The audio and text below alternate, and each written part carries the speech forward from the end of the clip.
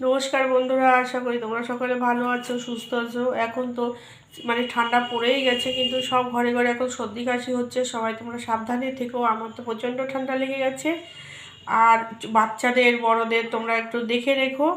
আর এই দেখো, এখানে ফুলকপি দেখতে পাচ্ছ। তা ফুলকপির একটা অন্যরকম রেসিপি তোমাদের সাথে শেয়ার করব। ফুলকপি তো আমরা অনেক রকম খাই, তা তোমরা একটুখানি দেখো আমার রেসিপিটা। যদি তোমাদের ভালো লাগে তোমরা বাড়িতে অবশ্য করবে। সম্পূর্ণ নিরামিষ এই রান্নাটা আমি করব। তা এখানে দেখো, ফুলকপি আমি সেদ্ধ করে নিয়েছি। দেখো, এই দেখো, এরকম করে দেখো সেদ্ধ করে নিয়েছি। খুব যে সেদ্ধ তা না, মোটামুটি সেদ্ধ করে নিয়েছি। এখানে একটা ছোট্ট আলু নিয়েছি, সেটাও সেদ্ধ করে নিয়েছি। আসলে এগুলি কি হয়, ছোট পাতলা পাতলা করে কেটে নিয়েছি, ফুলকপিগুলো ছোট করে নিয়েছি, তাহলে সেদ্ধটা তাড়াতাড়ি হয়ে যাবে আর গ্যাসটাও কম খরচ হবে।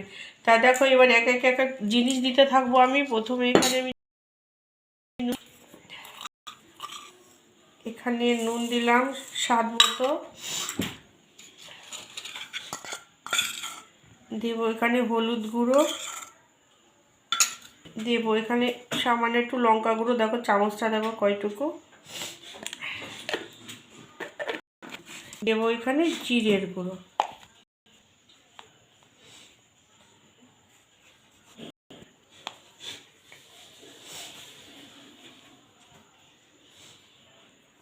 আর দেখো এখানে আমি এই যে চীনাবাদাম না, শুকনো খোলায় নাড়িয়ে একটুখানি এরকম গোটা গোটা করে রেখে, এটা দিতেও পারো নাও দিতে পারো, এটা অপশনাল। আসলে নিরামিষ যেহেতু একটু হচ্ছে, সেই জন্য টেস্টটা আরও ভালো হবে। সেই জন্য এখানে একটুখানি ওই হাফ ভেঙে ভেঙে চীনাবাদাম একটু দিয়ে দিলাম। সব উপকরণ ভালো করে মেখে নেব। একদম মিহি করার দরকার নেই, একটুখানি দানা দানা থাকলে ভালো লাগবে খেতে, গালে পড়লে। তাই মেখে নিচ্ছি। দেখো সব মশলা সুন্দর করে ফুলকপির সাথে মিশে গেছে। দেখো ছাড়া ছাড়া এরকমই তো হয় ফুলকপি, আমরা সকলে জানি। এটা একটু আটো ভাব আনতে হবে, সেই জন্য এখানে একটুখানি বেসন দেবো। সামান্য একটুখানি বেসন দিলাম। দেখো সুন্দরভাবে মেখে নিয়েছি। এবার চলো যাই রান্নাঘরে। বন্ধুরা, রান্না চলে এসেছি। কড়াইতে সাদা তেল দিয়েছি, তেলটা গরম হয়ে গেছে। এইবার দেখো তোমরা একটুখানি যে যেমন ইচ্ছে সেভাবে এই বড়াগুলো তৈরি করতে পারো। আমি একটুখানি গোল গোল করে করে দিচ্ছি। এবার এই যে তেলে দিয়ে দিলাম। এবার গ্যাসটা একটুখানি কমিয়ে দেবো, যাতে ভালো করে ভাজা হয়।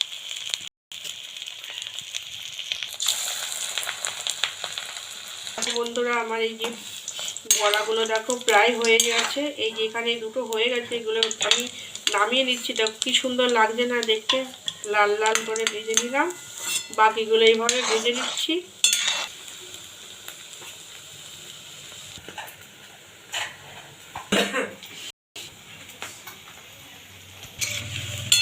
দেখো বন্ধুরা, সব বড়াগুলো আমার হয়ে গেছে। আর একটা কথা বলি, এখানে আমি ছোট্ট একটা ফুলকপি নিয়েছিলাম আর ছোট্ট আলু নিয়েছি। তোমাদের যদি রেসিপিটা ভালো লাগে তোমরা সেই পরিমাণে তোমরা কপি আলু নেবে, মশলাটাও দেবে, তার সেটাও বলে রাখলাম। দেখো বন্ধুরা, আমি তো এই সাদা তেলেই রান্না করব। তা এবার এত তেলে তো রান্না করবো না, তেলটা এবার নামিয়ে নিচ্ছি। এখানে একটা শুকনো লঙ্কা নিয়েছি, এখানে আমি ফাটিয়ে দিয়েছি, তা সেটা ফোড়ন দিলাম। একটুখানি গোটা জিরে,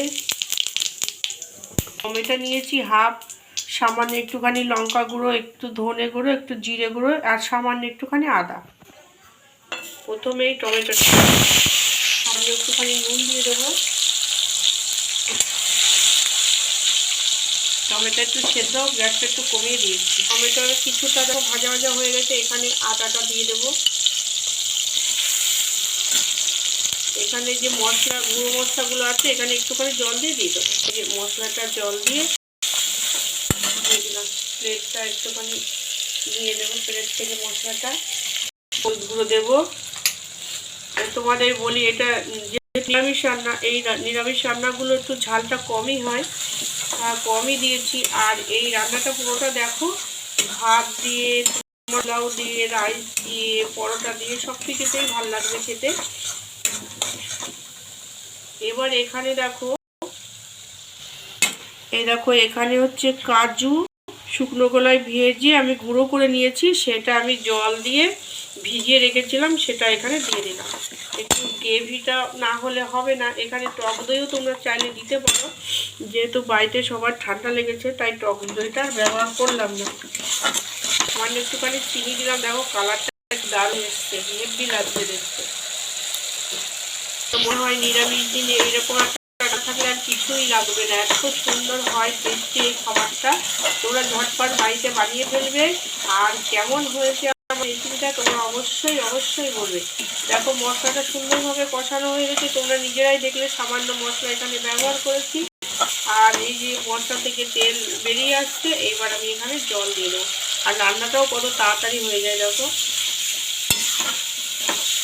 বেশি জল লাগবে না। আর কোকটা তো আমার রেডি আছে।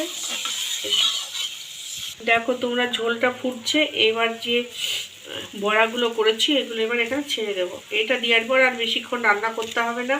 তোমরা চাইলে এখানে ঘি দিতে পারো, তা সেটা আরও ভালো লাগবে খেতে। তা ভালো লাগছে না দেখতে, দেখো কি সুন্দর মনে হচ্ছে, বড় বড় সয়াবিন লাগছে দেখতে।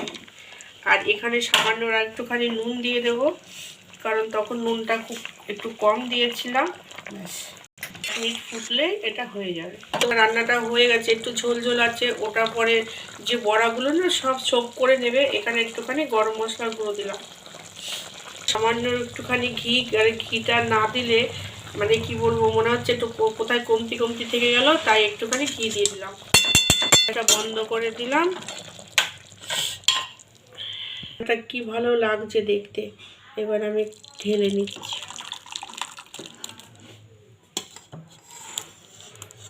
বন্ধুরা রান্নাটা আমার কমপ্লিট হয়ে গেছে, এত সুন্দর লাগছে দেখতে কি বলবো, আর খেতে তো দারুণ লাগবে। আর দেখো আস্তে আস্তে দেখো ঝোলটা কমে যাচ্ছে, দেখো বড়াগুলো আরও ফুলে ফেপে উঠবে, রসটা পুরোটার আরও ঢুকে যাবে। তা তোমরা সবাই ভালো থেকো, তোমাদের ভালো লাগে তোমরা অবশ্যই বাড়িতে তৈরি করো। আর কেমন হয়েছে আমাকে জানাবে, আমি সব সময় তোমাদের পাশে আছি, তোমরাও আমার পাশে থেকো, সাথে থেকো। আজকের মতো রাখছি তাহলে, টাটা।